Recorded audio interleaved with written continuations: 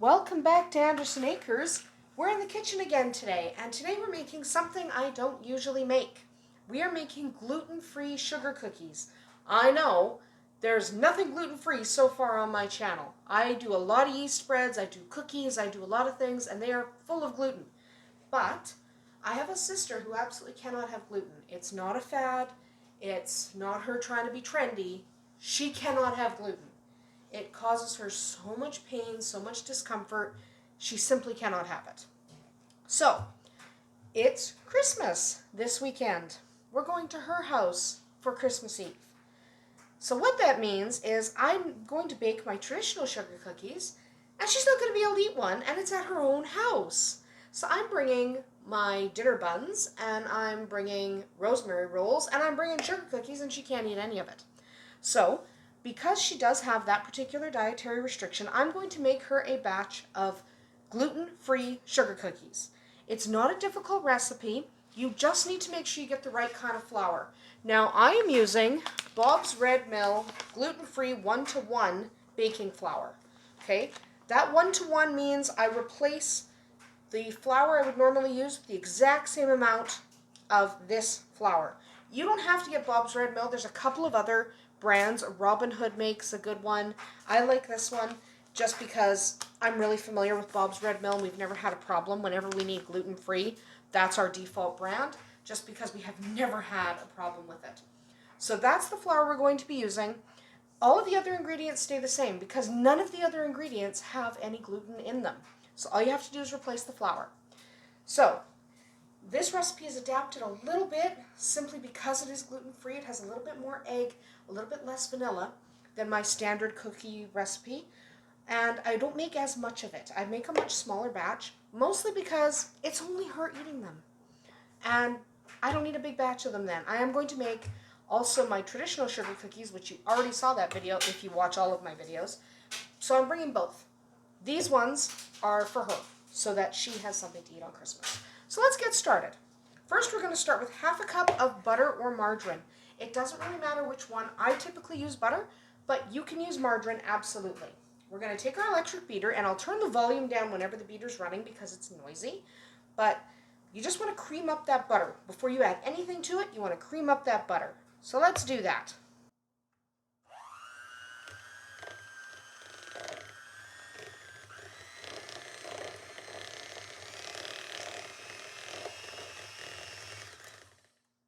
There we go. Only takes a second.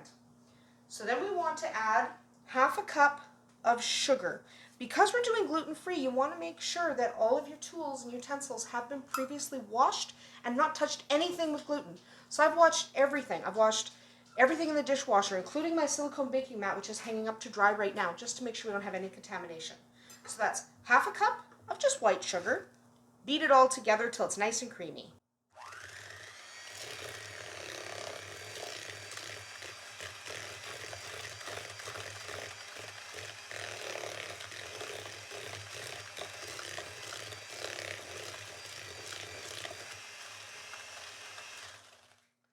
That looks pretty good. Now we're going to add some more of our liquid ingredients. You want about a tablespoon of milk. So this is not dairy-free, obviously, butter and milk. So just 1 tablespoon. Then you're going to want about half a teaspoon, maybe less, of vanilla extract. Not much. Gets a little overwhelming. We're also going to take 1 egg, which I'm just going to quickly crack. Here we go. Just going to crack into this bowl. There we are. Just 1 egg. Dump 1 egg in there. Save those eggshells for my chickens. Now we're going to cream all of that together.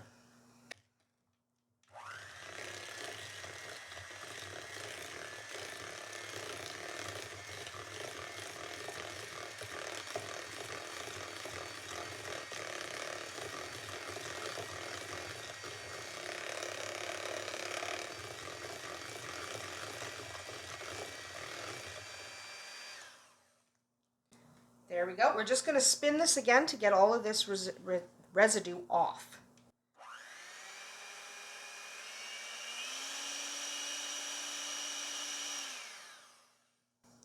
Now I'm just going to set the mixer aside.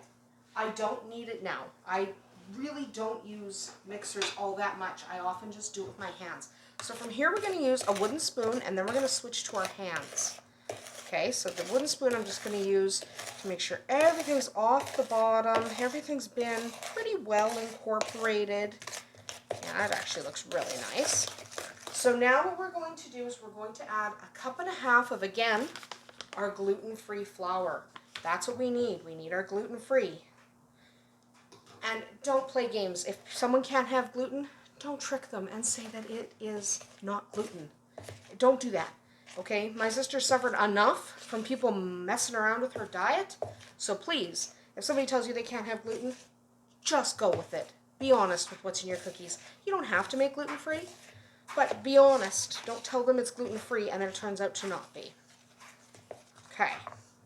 Now we're going to add 3/4 of a teaspoon of baking powder. Not baking soda, baking powder.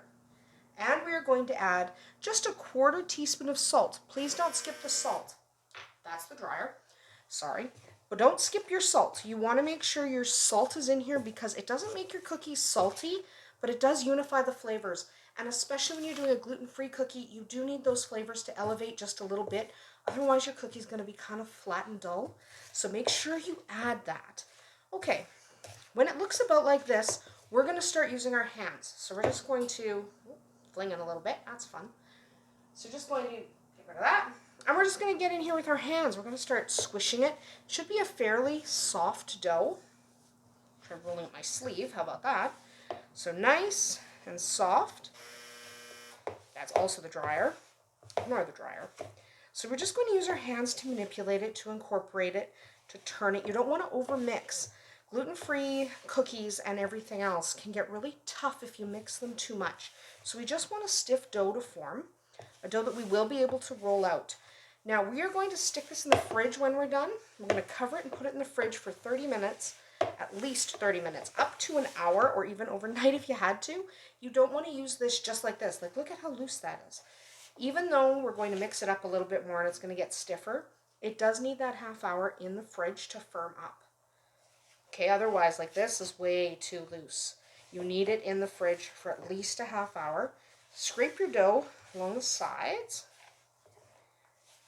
We don't want a tough dough, so don't overmix your dough. Once it is all incorporated and looking all nice and cookie dough-ish, you want to stop. So I'm almost there. There we go. And it will be pretty sticky. You are going to need reserve flour for rolling this out. Remember, not regular flour. When you're rolling out your cookie dough, you are still going to need your gluten-free flour. There it goes. So it should look about like that when you're done. Now we're going to stick it in the fridge for 30 minutes. Cover it. So I'm going to put the lid on my bowl, cover it tightly. You can wrap it in plastic wrap if you'd rather, but just make sure it is covered. So we're going to put this away for 30 minutes at least. Longer if you like. No problem with longer as long as it's covered and airtight because you don't want it to dry out. But yes, absolutely, it needs to go in the fridge. So we'll come back in about half hour, 45 minutes and roll out our dough. All right, it has been 30 minutes. This dough's been chilling. Forgive the sounds of the bread maker in the background. I am also making sandwich bread because tonight is sandwich night. Anyway, so you take your dough, get all little bits out of your bowl because you do want them. There we go. Our dough's pretty stiff, which is a good thing. We want it stiff. You don't want it too sticky, too soft. You are going to need, occasionally, some flour to keep this from sticking. If it sticks to your rolling pin or whatnot. Remember to use your gluten-free flour that you made the dough with. If you use standard flour, you're going to end up back at square one. They're not gluten-free anymore. So make sure you use your gluten-free flour. So you're just going to take your rolling pin gently. This dough is prone to cracking. It's not quite as pliable as standard dough is. Remember to clean everything. So make sure you've cleaned your rolling pin and everything before you start. I'm just going to get a little flour. Put some flour on there. Gluten-free flour, remember. Now we're going to roll it out to about 3/8 of an inch. This rolling pin allows me to do exactly that because it has these neat little rings on it. So we can roll out our dough to be exactly 3/8 of an inch. There we go. So because we're using this one, we know exactly how thick our dough is. Okay, so we just pass it over a few times. See, I'm not really moving it around anymore, so that's when we know we have to stop. Flour, so I've got some flour in my hands. I'm just going to flour my cookie cutter. I'm using a small cookie cutter because I do want smaller cookies. These are actually going to go on the front of presents. So we're just going to cut a bunch of these straight down, straight up. Because this cookie cutter has ridges, I don't want to twist my cookie cutter. If you twist your cookie cutter, it's going to get all wrecked. But if you have a cookie cutter that has a smooth edge, not ridges, then you can certainly twist your cookie cutter to make things happen a little easier. But these ones, straight down, straight up. So I am making smaller cookies. While you're doing this, you're going to want to preheat your oven to 400 degrees Fahrenheit. I'll mention the temperature again before we bake them. But if you're following along now, yeah, just 400 degrees Fahrenheit. There we go. So get as many as you can. Let's see if we can get one more in here. Yes, we can. Get as many as you can. Now you're going to want to get a spatula. I use my mother's ancient, older than me spatula just because it slides under dough really well. We're just going to peel away some of this excess right now.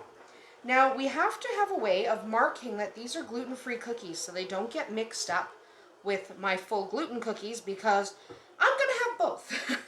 They can't go in the same container because of cross-contamination. Okay, it's very important that we do not put them in the same container. There we go. That we do not touch anything that we've touched with flour. So if you had flour on your hands because you're working on something else like I am, you have to wash your hands between. Now before we pick these cookies up, I'm going to take a little bit of food coloring because I need to mark that these are the gluten-free ones. So I'm just going to look. Just a tiny little bit of food coloring in the center of each one. That just tells me they're going to get iced anyway, so it doesn't actually matter. I just don't want them to get mixed up. Just a very little smooch. You can use anything you like. You can use, you know, a little bit of sugar or whatever, some way to mark them so you don't mix them up with regular cookies. You certainly don't have to mark them, but there's no way after going to all this effort that I'm going to mix them up with the gluten cookies and accidentally give my sister a gluten cookie. Transfer your cookies to a cookie sheet. Gently, gently. Okay, they don't spread that much. This is a pretty solid cookie recipe. That's why I love this sugar cookie recipe. I don't love gluten-free, I'll be honest, I don't. But I'm not sensitive to gluten. Right? I'm not sensitive to gluten. So I don't eat a lot of gluten-free stuff. I don't need to. My sister, however, yeah, she can't have it. She hasn't had gluten in so long. I know she'd love to. She can immediately tell if there was some kind of contamination. So if you make gravy with the wrong kind of flour, her body's going to let her know real quick. So we're pretty careful with what we feed my sister. There we go. So now we're just going to pop these on the cookie sheet. You can re-roll this dough and make some more cookies. You probably won't need a ton unless you're doing gluten-free for everyone, which I am not. I'm doing my standard sugar cookie. I could do gluten-free for everyone. However, that gluten-free flour is really expensive. That little tiny thing of gluten-free flour cost as much as 10 pounds of my regular flour that I use. So it's not really worth the price when everyone else can eat my standard cookies. So again, we are going to bake these at 400 degrees Fahrenheit. And we're going to do that for about 10 minutes. You want them cooked, but you don't want them hard in the center. These sugar cookies should be soft and easy to chew. We love these. This is a nice, more old-fashioned sugar cookie. They don't snap.